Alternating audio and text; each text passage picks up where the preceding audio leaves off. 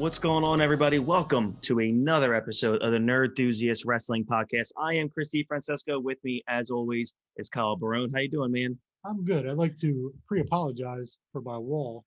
We are getting it painted soon, so I had to take all the stuff down. We were Wow. spoiled the last couple of shows because we had like this fantastic background that made us look like legitimate wrestling fans. And now it's like we It's have just like a white this wall. dank ass blank screen Yeah. behind us. With like spackled spots and shit. But It'll no, look good next time, hopefully. well, tonight we are going to be covering one of, if not the greatest WrestleMania of all time. And that is WrestleMania 17, which happened way back in 2001. Can you believe we're already 20 Jesus years? Christ. 20 man. years. So like I just said, this is considered literally the greatest wrestling pay-per-view of all time. I have it as my number 2. The show that we're going to cover next week is, I think, your favorite Mania as well, and yeah. I think the greatest WrestleMania of all time, which is WrestleMania 19. I got 19 at 1 and 17 is like a 1A. Right. You know, They're both great. And there are a lot of people who kind of put 17, 19 right on that pedestal as 1A, 1B. And we're going to go over the highlights of WrestleMania 17 here tonight.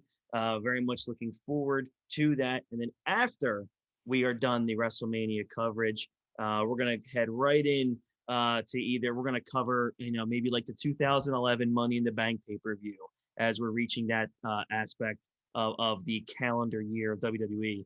And then it'll go right into wrestler profiles. We're going to cover SummerSlams. So there's so much happening here on the Nerd Enthusiast Wrestling Podcast channel. But yeah, before we get started.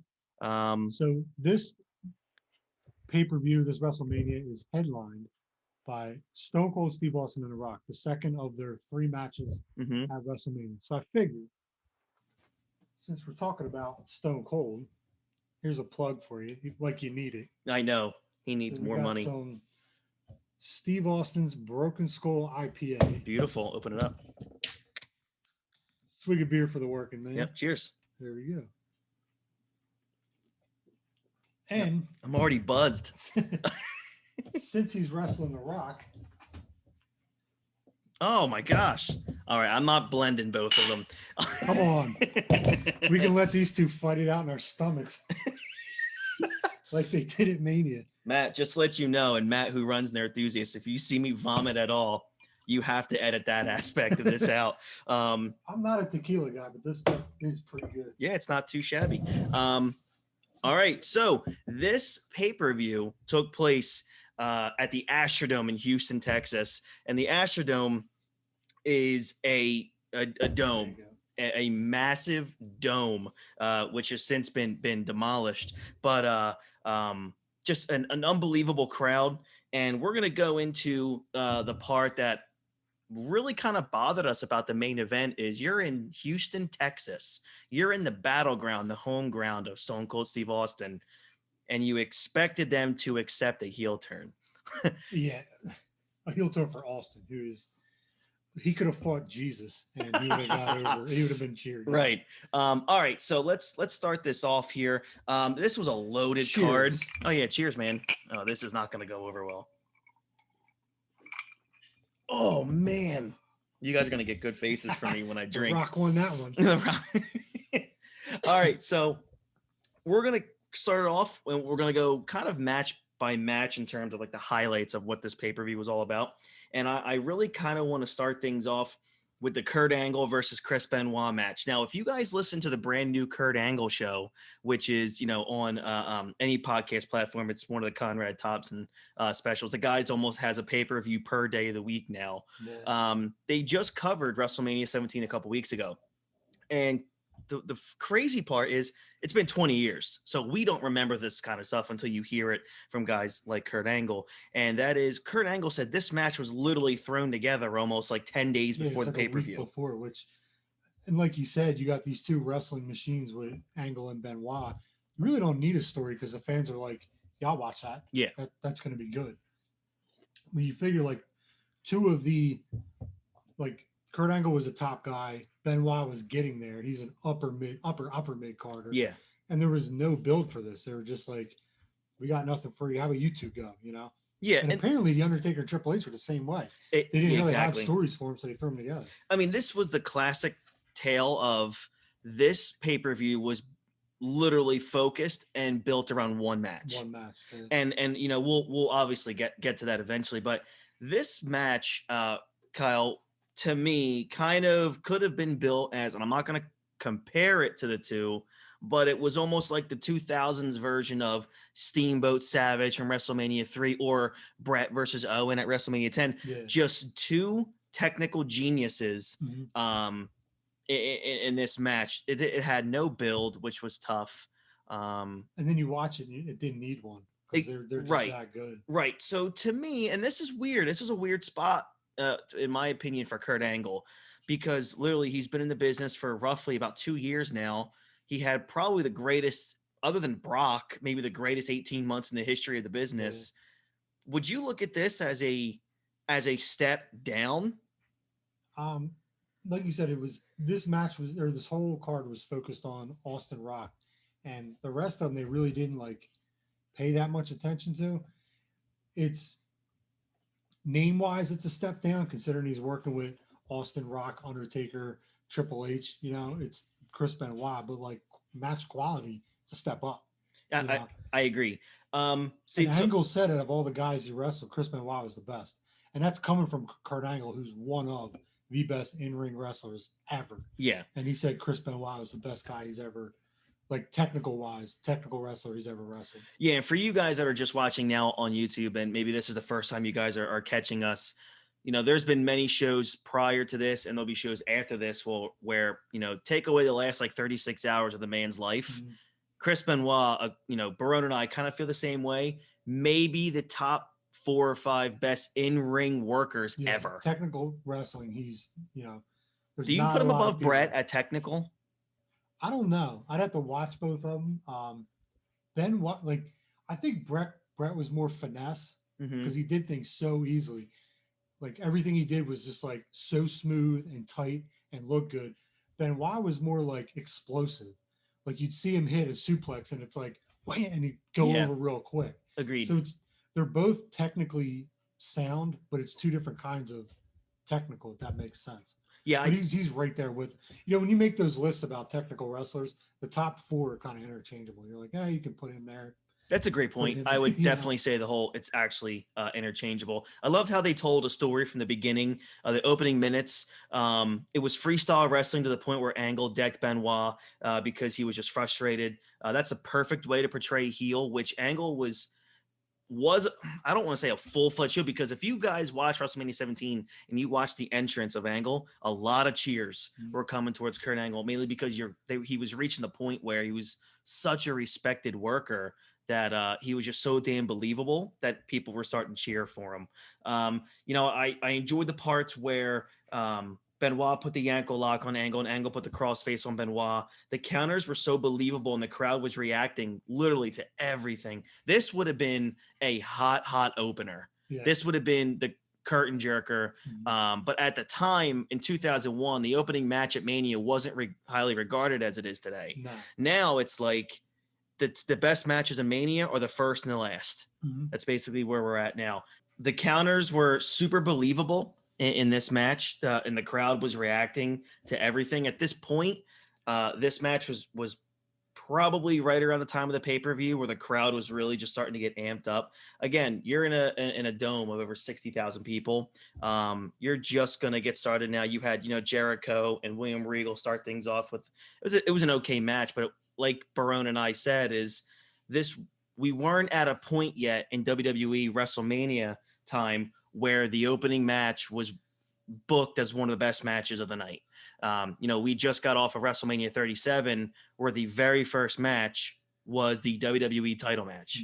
And that's just how they do things now in the WWE. They want to start the crowd off hot. And I understand it. To me, the reason why this match wasn't highly rated, higher rated, not highly rated, was because of the ref bump and the finish that could have been better executed.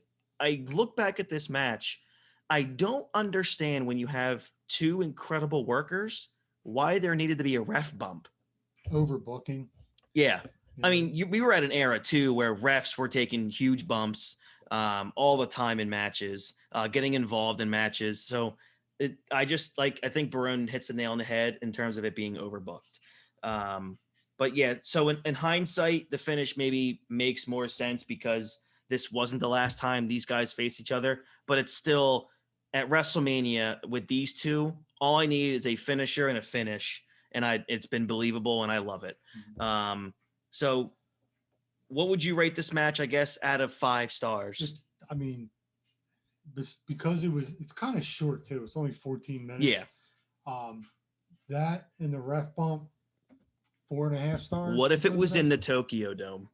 You can't count. You can't even count. All right. So next match, we're going to go and discuss the street fight. Vince McMahon versus Shane McMahon. Mick Foley was a special guest referee. I mean, you look at this this match on paper, and it's people, cynics, not like Braun and I, but cynics look at it and go, "Oh, the McMahon just want to get themselves on the pay-per-view." If you go back and watch this match, one, every single human being involved in this were excellent. And second thing, sorry to bust people's bubble, the crowd from the opening entrances to the end went bonkers. They were into it. Yeah, especially the end, which we'll talk about in a second, that literally lit the building on fire. So excellent work by everybody involved in this match. It had so much heat, and the crowd responded to it perfectly, in my opinion. I think the booking was beautiful, with Shane annihilating Vince before the awesome bump off the top rope on the Spanish announce table. God, Vince McMahon. The bumps that this man would take back then. He's in his 50s here too. He's doing stuff like that. After that, the following that came Trish turning on Vince, a cat fight between Trish and Stephanie. Yep, we were at that time. Vince's attack on Mick Foley. And then Vince putting Linda in the ring for the conclusion, with Linda getting her revenge. So at that point, guys, I want you, if you don't watch anything in the match, I want you guys to fast forward to the point where Linda was about to get up from her wheelchair. So she was in Vince was keeping her on all this medication where forever drugging his wife. Yeah, she just sat there with this blank stare on her face. And that was part of the story is Linda's out of it and all this. And towards the end of the match, she's just sitting there. He gets her out of the wheelchair, brings her in. She sits down, and he hits Shane with a trash can. He's turning around, saying, "I'm going to hit him one more time." And he turns around and goes like this to hit Shane. Linda stands up, and outside of Austin's entrance, it's the loudest pop of the night. Hands down, the fucking crowd goes ballistic, and all she did was stand up.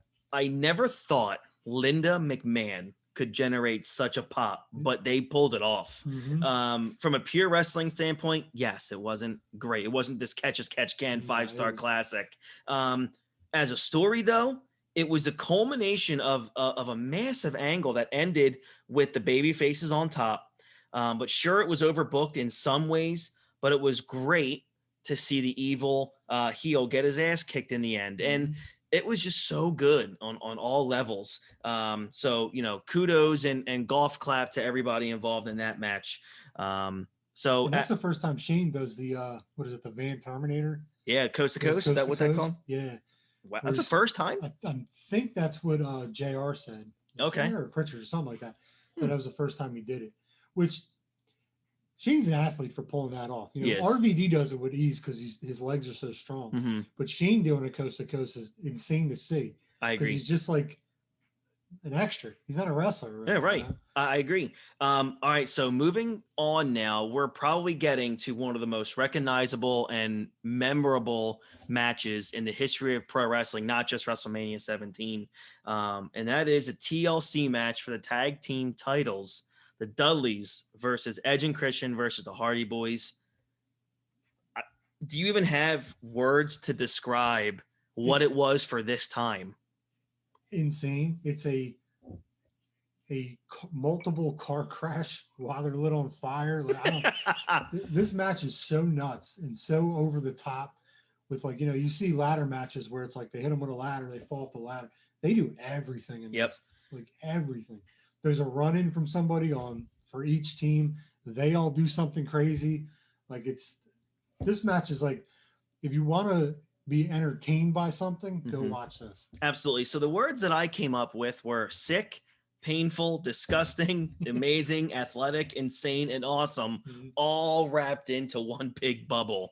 I don't care that the concept was done before. It's not easy to partake in one of these matches. No. Yeah, this was probably the third one, I think, of this series, but they found ways to make it different. The addition of Rhino, Spike, Lita added something good to the match that wasn't there before. And like we said, they were able to make it feel brand new again, even though it was the third time these three teams have been in the ring together. It was just absolutely amazing. And to think, usually when you hear the additions, you've already got 2, 4, 6 guys involved, and you add Rhino, Spike, and Lita. Yeah. That's where you would hear maybe, overbooked. But no, it worked. It worked. Spike came in to almost die again, which was always Isn't this where Lita crushes him with a chair? Absolutely. And then randomly takes her shirt off. Yeah, she hits Spike with a chair, and then just takes her shirt off. Oh, that's so good. The spots in this match were once again incredible, as all 6 guys plus their 3 buddies busted their asses in this one. So as usual, Jeff Hardy took the most insane bumps with the swanton onto 2 people, as well as the legendary infamous spear from Edge while hanging on to the belt. So just so you guys know, you've probably seen the visual 5 million times over the internet or anywhere in wrestling, where Jeff gets on the ladder, he grabs the 2 belts as if they might win. The Hardys might win the tag titles. Someone pushes the ladder away from. Was it Bubba? Pulls the ladder, and Jeff comes out like this and starts, and then kind of swings. Yeah. And then Edge times it from the middle of a ladder in the corner, and literally a 20-foot spear. It's hard to even picture that, maybe like another inch or 2 coming down, and it's probably the most devastating scene ever. It's bad news. It is. And that's not something you can practice either. It's like, you're kind of mapping things out, and you're going, what if I spear you while you're hanging from that? And Jeff's like, fuck it. I'm in, Yeah, it was one of the sickest bumps that I've ever seen, and quite frankly, I'm surprised the man can still walk. And the crowd goes insane. Yeah. Like insane pop for that too. Oh, I know. And I'm shocked that these guys walked away from this match without any major injuries. Although Edge did end up having, neck surgery like a few years later. As we know, it eventually forced him into early retirement. Christian was impressive when he fell all the way to the floor when he was pushed off the ladder. 2 minutes later, after and Spike came down, Christian took the Dudley Dog from the inside of the ring to the outside floor through a table. It was just, and then you had the crazy bump by Matt and Bubba off the giant ladder through the stacked tables. That was just absolutely nuts. It would take us a full show to literally just break down the TLC match. But look, what was it like? They did all that, about 16 minutes, was it? Yeah, right under 15:47.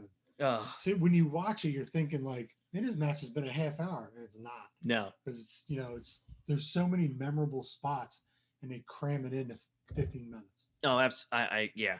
All right, so the fact that this match was probably about 10 to 12 minutes of actual ring time, it was literally just a monster truck car crash from the opening bell to the end. If there's anything you guys watch from this show, watch this match. So definitely check that out. It'll live in infamy forever with WWE. Obviously, that's a 5-star. It's technical wrestling. There's none of it in here. No, it's all spots. You know? And as much shit as I give a lot of the flip floppers for spot monkeys or whatever. Yeah. This match was designed to be like that. It was. It worked. Okay. So as Barone and I talked about this earlier, there's 2 matches on this card that were just thrown together. The Gimmick Battle Royal was... I just want to touch on it real quick. The Gimmick Battle Royal is 3 minutes long. It's a battle royal with all these gimmicks of yesteryear. And I love it. It was like I thought it was so much fun. It's such a cool, like, to see all these old guys from when you grew up, and then you got Bobby Heenan on commentary, who was just as sharp as he ever was, you know, talking all this shit with Mean Gene. It was great. And, you know, it's only 3 minutes long, and the match is god-awful terrible. It's just, you know, punches, and people just start going over. But it was so cool to see all those old, like the old guys from when I was a kid. But can we talk about why the Iron Sheik won? And Heenan mentions the Iron Sheik takes like 12 minutes to walk to the ring because he's so fucked up.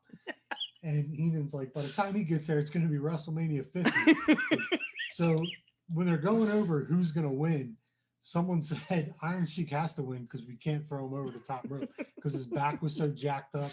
He literally can't get up to do that. Right. It was too dangerous. So he wins by last eliminating Hillbilly Jim, and then Slaughter comes in and chokes him for, like, you know, the babyface pop. Of course. But it was like, and I've said to you, like, it'd be cool if they did this more often, like a gimmick thing, and just 5 different gimmicks. Because it's 3 minutes, it's, you know, make it 5 minutes or whatever. But it is cool to see all those old guys. Give them a payday, give them one last, like, WrestleMania spot. Yeah, the next time something like this was done, what, WrestleMania 25, when Jericho went up against all those legends? Yeah. When all of a sudden Ricky Steamboat could go. Holy shit, which was nuts too. And I think we talked about that, where Jericho was like, if you watch that match, you see how good he is. We made the house show loops. For like 4 months. Yeah. He's like, I wrestled him 50 times. We're going to talk about WrestleMania 25 in an upcoming show. So we are so pumped to talk about that. It's both of ours favorite match of all time, and we think it's the greatest WrestleMania wrestling match ever. And we'll talk about that later on at another time. But like we were saying earlier, Chris Benoit and Kurt Angle thrown together within 10 days. Because let's backtrack a week. And this is something that we should have touched on at the top of the show, and it's my fault. Literally 6 days before this, the WWF purchased WCW live on Monday Night Raw. So literally 6 days before the biggest WrestleMania wrestling event in the history of pro wrestling, the WWF purchases their main competitor. Yeah. That was part of the Shane McMahon, Vince McMahon story, because Vince said he was going to purchase it. Yeah. And then Shane shows up on WCW television, and we'll do a show on this one day too, and says, like, yeah, McMahon has purchased it, but it's not Vince, it's Shane. Mm-hmm. Crowd goes nuts. So all in storyline, but it was really smart of them to do that. I agree. And then what hurt the pay-per-view, like many have talked about since then, is the fact that you purchased WCW less than a week before WrestleMania, and then you don't even have a chance to use or even show any of the main guns from WCW because they were still under contract to sit on their ass at home and make, you know, close to 7 figures to do nothing. Look, good for them. Yeah, I can't fault them. No, I can't. You cannot fault them at all. So that's kind of like where this match that we're going to talk about and matches like Benoit and Angle kind of get thrown away a little bit in terms of remembering that these matches even happen, is because of everything that was going on going into this WrestleMania. I mean, just think of the week that Vince McMahon had. Purchases WCW, has to have a Raw, has a SmackDown. Oh, and by the way, he's one of the featured programs on the show. So he has to, like, you know, he's sitting in Gorilla all night, then he has to have a match. And I believe this was also around the time they announced the XFL. Yeah. So would you kind of look at this as, would you have waited a week before introducing the whole WCW thing? No, because I'm sure there were people like, I wonder if Hogan's going to be there.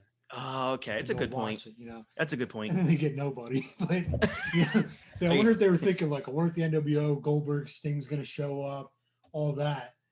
And I wonder if it increased the buys just a little bit. People hoping. So you're not impressed with like Sean Stasiak, Mark Jindrak? No, not a fan.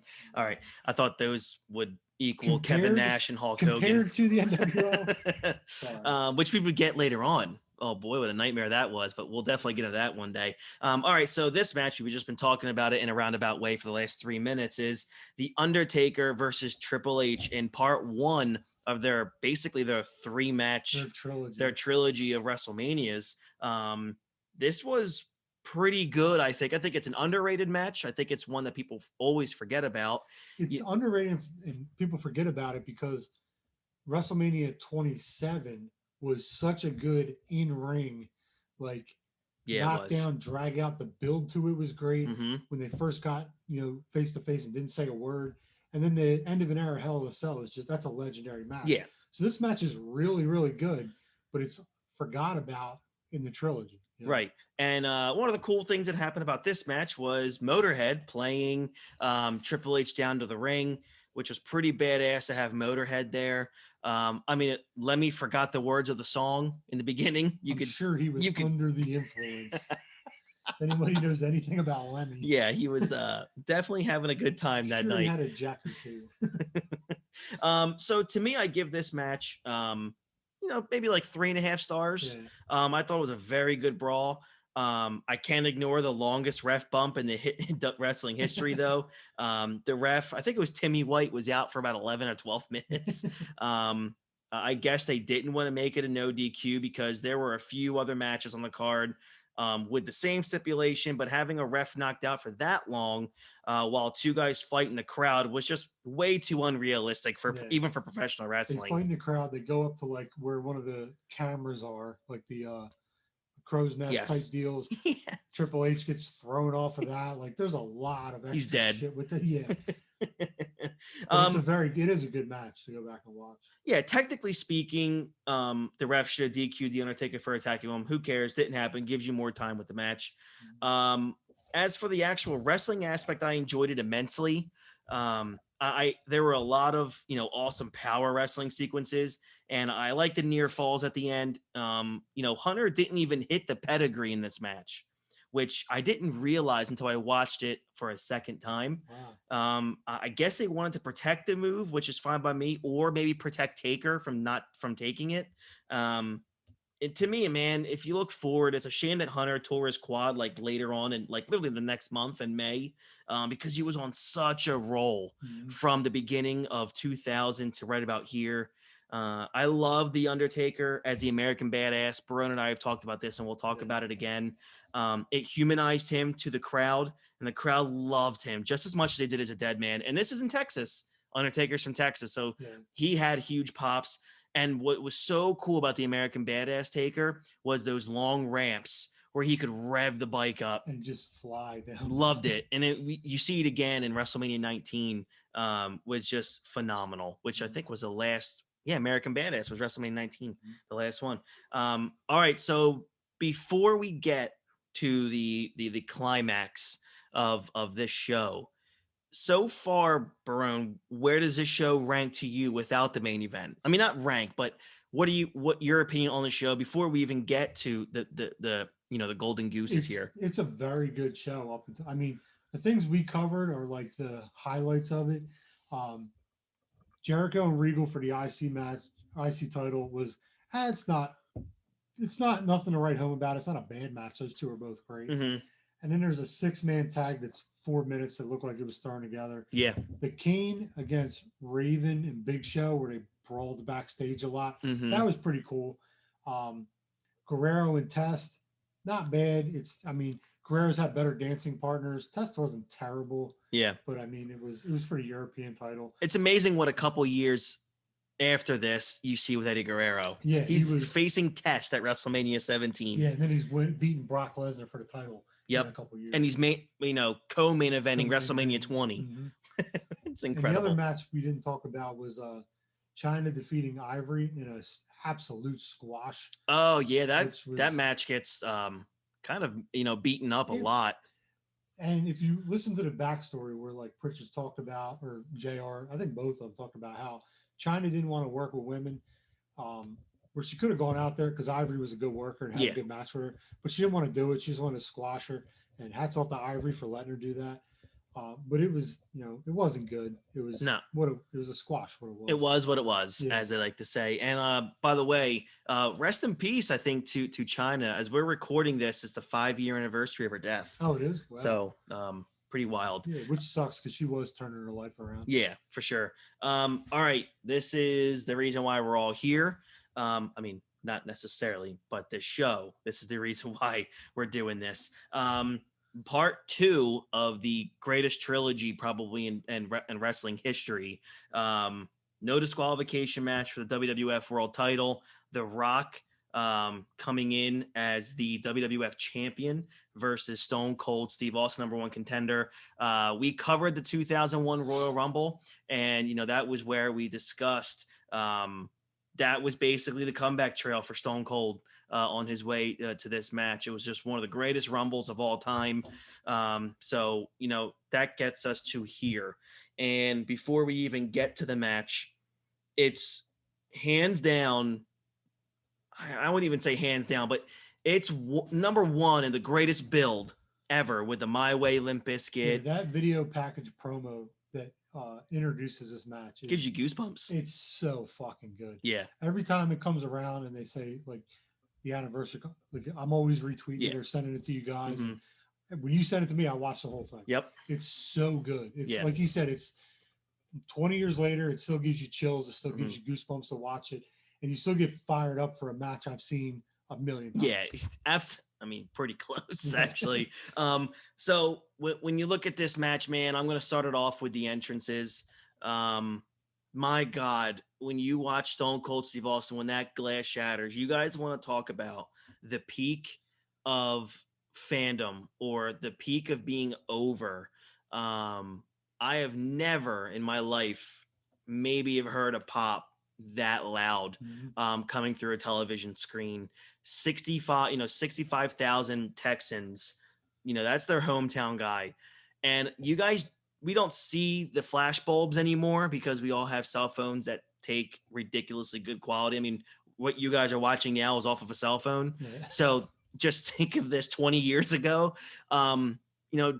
If you want to watch something just badass, like Super Bowl, just watch when Austin hits each corner. And it is just an unbelievable scene. I know people don't necessarily like it, but I was a massive fan of the Disturbed version of Stone Cold's music. It made it a song. It was attitude. Yeah, it was. I like the regular one better, of course, for wrestling, but the Disturbed one is something you can put on at the gym or in your car and listen to it.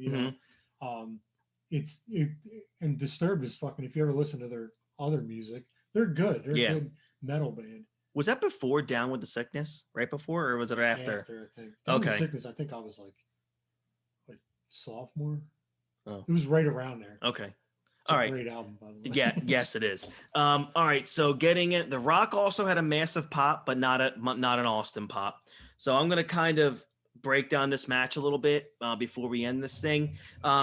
Obviously, to start you guys off, it's a 5-star match. I know the finish wasn't the best, but you have to, when you encapsulate the entire program and then the payoff, obviously, whether or not we agree with the idea of Austin turning heel, it happened and no one expected it ever to happen. So for the balls to even try it, I got to still keep it at 5 stars. And we always say, the finish didn't work because it was in Texas. Yes. If this was in New Jersey. Yeah. I mean, Austin was over everywhere. Yeah. But he could have shot somebody. They wouldn't. He could have punched a baby. They're not booing their guy, No. This would be something to do in Miami. I was about to say, do you think it gets booed in Miami? Yeah, because The Rock's from Miami. Austin's still over down there. He's still the babyface going into it. Yeah. But if he turns heel with shaking Vince McMahon's hand, he's getting booed out of not booed out of the building. Right. It's not like what it was. They were like, whatever, it's still our boy, and they cheered him.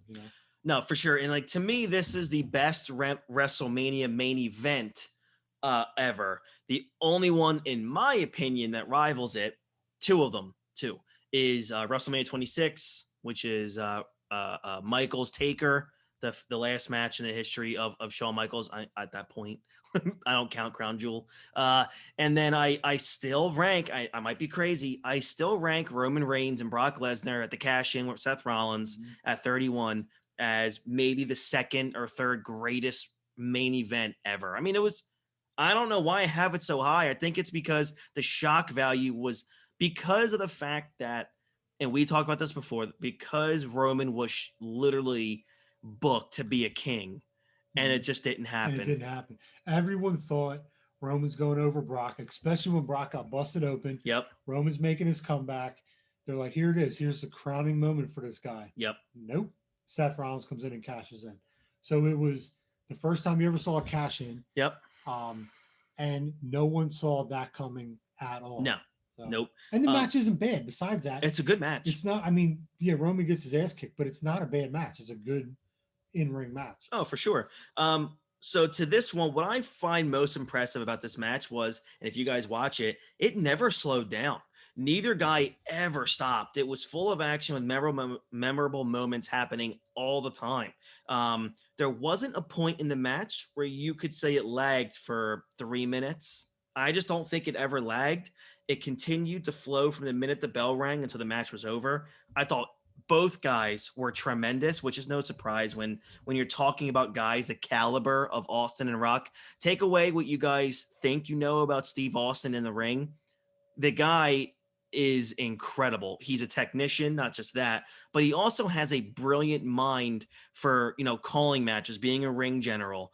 It's been said that he reads a crowd better than anybody in the history of the business in terms of where to take matches next. So I don't know if Rock was ever better than this performance right here. His chemistry with Austin has always been, second to none. And we know that. They had several good matches before this, no doubt. It's just that this one just went up like 5 other levels. His bumping was phenomenal, and the heart he showed in kicking out after all the big moves made him a tougher guy in the eyes of the fans. It really did. He took a beating from Austin in this one. Yeah, at the end of it, he gets his ass whipped with that chair. Yep. The work Austin did here was the real story to me. He was, simply put, a machine. There was nothing flawed in Austin's performance at WrestleMania 17. The crowd was behind him 100%, but he wrestled as aggressively, as viciously as any of the best heels of his generation. You could almost watch this match, and he's telling the finish as the match is going on. Like, he's basically setting up his own heel turn. Like, if you, in hindsight, when you go back and watch it, you're like, oh shit, he's working as a heel. Kind of like how Hogan and Warrior WrestleMania 6. Yeah, Hogan worked a heel. He worked as a heel that whole match. So while you're watching it, you're kind of ignoring it. But in hindsight, when you go back, you're like, dude, Hogan was the heel the whole time, and you didn't even realize it till the end. Because he was setting up the Warrior comeback, Warrior win. And Austin, he didn't win, but he was setting up his heel turn here. Yeah, and as we saw back in the Royal Rumble of this year, The Rock and Austin were able to tell stories with each other through facial expressions, which is something we just don't see anymore. The facial expressions that Austin used here when he couldn't pin The Rock was just amazing. I loved how he sold The Rock's late kick out by yelling shit repeatedly because he was just so frustrated he couldn't put The Rock away. You can look in his eyes to see emotion. That's what professional wrestling is all about. And when it's at its best is when you can feel the emotion and see it. This match also has one of the greatest oversells at a stunner. Yes, it does. When The Rock takes a stunner and he flips and Austin's going to cover him, you could see the smirk on Austin's face because he saw how much The Rock oversold it. Oh, which I think is great. I agree. Like, to me, it gets to the point where by the middle of the match, it's already a classic. And then you get near the end. And this is where, things kind of get a little bit murky to people. They obviously later in the match, you see Vince walking down to the ring. In your eyes, looking back now, what's the point of it? It was so, like, again, we're going hindsight, Of course. It was so weird, like, Vince coming down because Rock was still kind of a baby face here. Like, this is kind of a face versus face, even though Rock was booked as a heel. So Vince coming down, it's like, what's he even doing? Yeah, we know he hates Austin, but he already had a match. He has nothing really to do with this storyline, Yeah. I like how Deborah's just non-existent too. They just stopped using her earlier to the build with this. But yeah, like McMahon coming down, it kind of gets you guessing, like, what's he doing? Like, obviously, he's going to go and try to screw Stone Cold out of this. Right. Because they've been arguing for fucking 3 years now. Mm-hmm. So I agree. So, I mean, we all know what happens at this point with Vince coming down. The story was that Austin, became the heel at the end of this. There was a turn of this, two baby faces going in.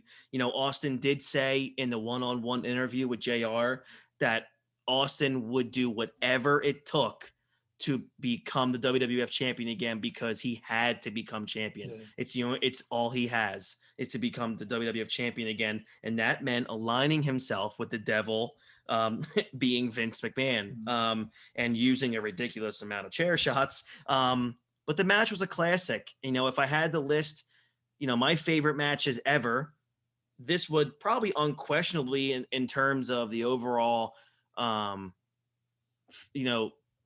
totality of a program and then a match would probably be top 5, top 6 for me. It helps that it was a brawl. And it also, what makes it great for me is this, in my opinion, and I don't think I've said this before. I've probably said this on Twitter or Facebook in groups. This was the final pay-per-view of the Attitude Era.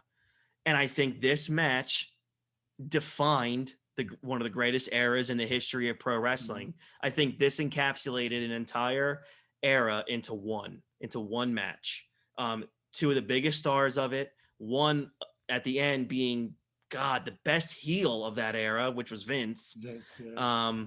And then it ended with the guy, the reason that they're in that predicament or in that position winning, and that's Austin.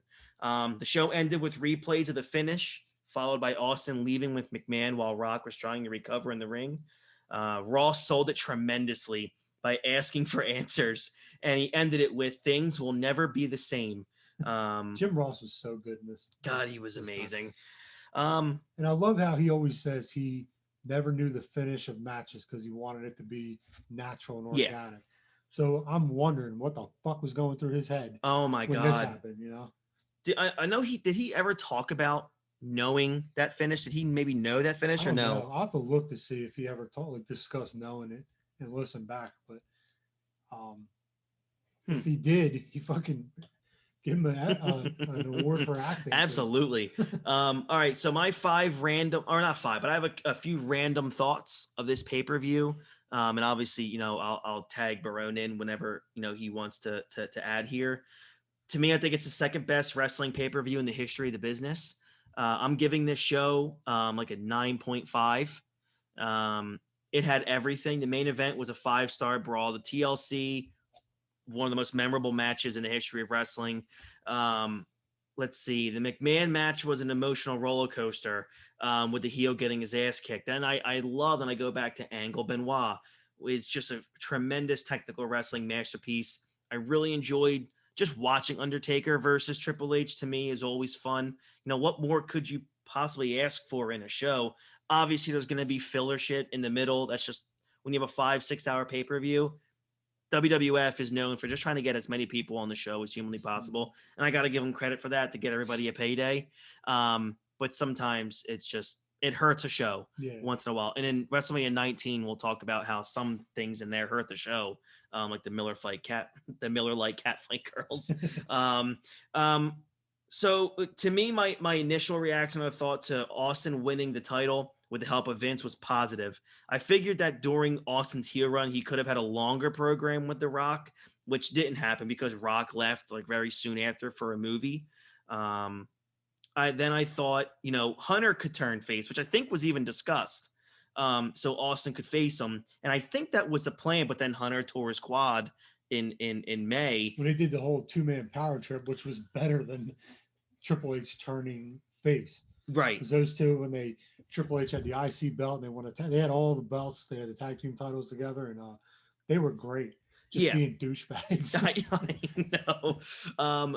So then when you look at that after, you got to throw in the WCW angle that dominated the show, and things were just messed up and convoluted for Austin as a heel. You could tell he was really starting to stagger.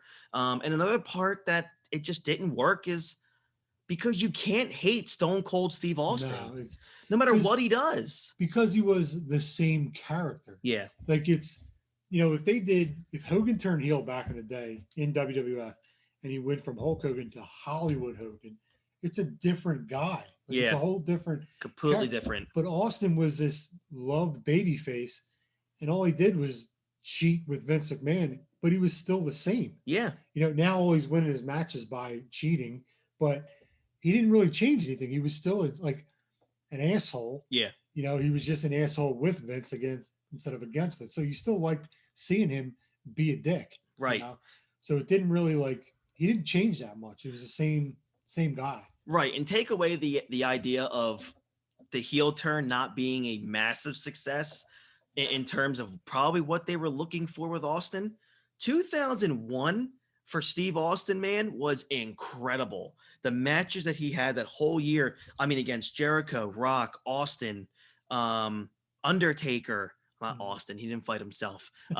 Jericho, Angle, Undertaker, Rock. God, that year he had after that heel turn, was absolutely amazing. I go back and I watch his 2001 all the time. You could argue that it was, the best year of any WWE performer, up to that point. Mm-hmm. Because you have to look at it. It started at the biggest, box office mania of all time. And it just kind of followed through there. So us, it started with the best Royal Rumble. Oh yeah, I agree. The Rumble was phenomenal. He wins that. He comes here, he wins the title in the biggest WrestleMania of all time, and then he just goes on this tear. I agree. Let's see. Other random thoughts I had here. I thought Ross and Heyman were spectacular. Mm-hmm. This was when Jerry the King Lawler left because his wife got fired. Oh, Kat. Yeah, Kat got fired. And imagine quitting your job for Kat. Right? Are they still married today? No. So, Lawler's been married like 3 times since then. Him and Ric Flair, neck and neck with how many times they've been married. Oh my God, they could have their own documentary of alimony. It'd be great. It was, I thought the Houston crowd was spectacular. Mm-hmm. They were hot from start to finish. Again, we've thought that this was the peak of the Attitude Era. So the last thing for me is, I've seen this show many times. Probably the second most I've ever watched other than 19 in my life. It will never get old for me. I'm sure others that are watching this or listening to this on a podcast version will feel the same way. Yeah. WrestleMania 17 to me, even with the with some of the issues that it had, I still think is the first or second greatest show of all time. Mm-hmm. I really do. Best match in your opinion was what? Austin and Rock. Yep. This was also the first Mania that sold 1 million pay-per-views. Really? Now that I'm going through all these, yeah. Oh my goodness. Worst match, China. Ivory. Yeah. The most memorable because moment. I love the gimmicks so bad. To me, the most memorable moment, still to this day, one of the biggest ever is The Rock shaking Vince's hand, or would it be maybe the spear? Austin shaking Vince's hand. Yeah. I think the whole TLC match, just all the shit that went on. Yeah, I think the whole Austin Rock Vince McMahon thing aside, Edge spearing Hardy is like an everlasting clip you'll always see in wrestling lore. Yeah. You know what I mean? Yeah, and to me, to finish this up here, anytime a pay-per-view can have 2 or more 5-star matches on a card, you've done something right. And on this night, you had the TLC and then Rock and Austin. And these are 5-star matches by fans like us. Oh, yeah. We're just fans of Mark's sort of business. We don't like how Meltzer will critique every little thing and be like, oh, he was off on the hip toss here, so it's 4.75. No. We look at it as, there's a lot of 4.5-star matches. It was like, what the fuck was wrong with that? You know? But we watch this and it's Angle Benoit's 5-star to us. The TLC's 5-star. Taker Triple H is like 4.5. Rock Austin's 5. You know what I mean? It's And then for storytelling, Shane and Vince was Shane and Vince, spectacular. yeah, there's classics up and down this whole thing. Yeah, I agree. All right, so that has been WrestleMania 17. We hope you guys enjoyed it. We apologize for the background. We might get one more show with this background. Yeah. And just let you guys know, it has nothing to do with me. It's not my fault. I'll catch all the heat, I'm sure. Shitty background. But we got some cool shit in the foreground. So yeah, we do. There we go. I'm already buzzed. So if you guys watch, here you go. Yeah, man. Cheers. WrestleMania 17. More tequila. Mm-hmm. Oh my God. See, the difference between Barone and I is one big thing. He's a grown ass man, and I can't handle I have alcohol. Like 100 pounds on him. All right, thank you guys so much. This has been a Nerd Enthusiast Wrestling podcast. If you guys want to help grow the show, not just the show, but the channel, head over to patreon.com/nerdenthusiast and check out all the tiers that we got, so we can continue to grow this. You know, our followers on YouTube are just going up and up and up. And also, I want to say thank you to everybody of every show that is on Nerd Enthusiast, especially in podcast form. We are the most downloaded show on that network, and we are so grateful for that. Other than that, check out the other shows we got. We got the gaming podcast, the poker podcast, which is constantly active. A lot of stuff's going on in the gambling world. I'm not part of it at all. But still, Anthony and Brian Keene do a absolutely spectacular job with that. So check them out. If you Also, guys don't want to spend money and still want to help the show, just subscribe to YouTube. Absolutely. All you gotta do is click the subscribe, go on our Facebook page, hit like, follow us on Instagram, Twitter, and ignore everything, but it looks good. You know what I mean? Exactly. We're like right around 775 subscribers. We really want to get to that 1,000 mark. So let's just get to that as soon as possible. And then maybe we'll start throwing some gifts your way. But keep up with Nerd Enthusiasts on all social media platforms. They do phenomenal giveaways. You'll check us out on Twitter or Instagram. We're always sharing their things for whatever's going on. So next week's show, we are going to be talking WrestleMania 19 from 2003, 18 years ago, live from Safeco Field, the home that was built by Ken Griffey Jr. How about that one? That's right. We're going to be talking about that show, which we herald as the greatest WrestleMania of all time. But for Kyle Barone, I'm Christy Francesco. This is a Nerd Enthusiast Wrestling podcast, and we will catch you guys down the road. Have a good one. Bye-bye. Cheers.